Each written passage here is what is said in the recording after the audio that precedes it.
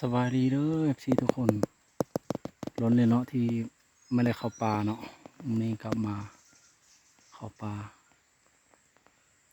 ถือว่าวันนี้มาอยู่ก็มักษาเนาะ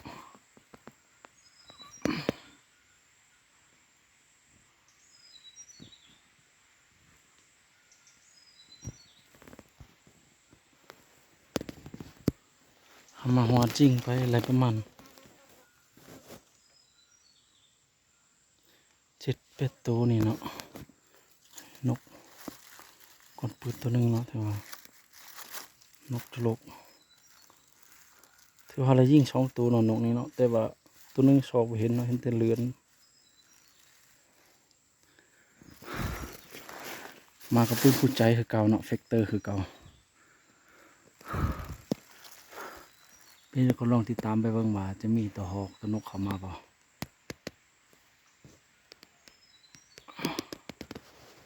มาหอดก็ประมาณ2 โมงแล้วเนาะมาหอดลองรุ่นไปเบิ่ง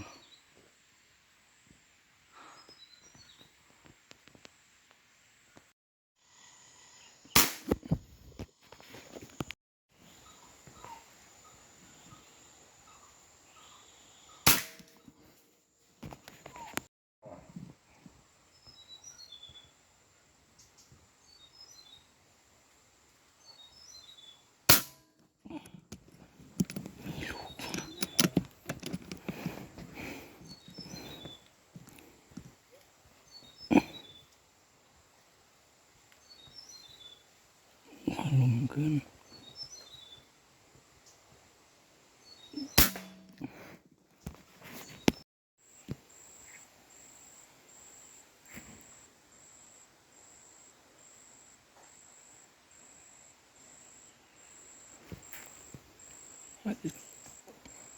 มันจะวิ่งเนาะมันถ้ายิ่งมันตกมันก็หุยเนาะมันนกสอกยาง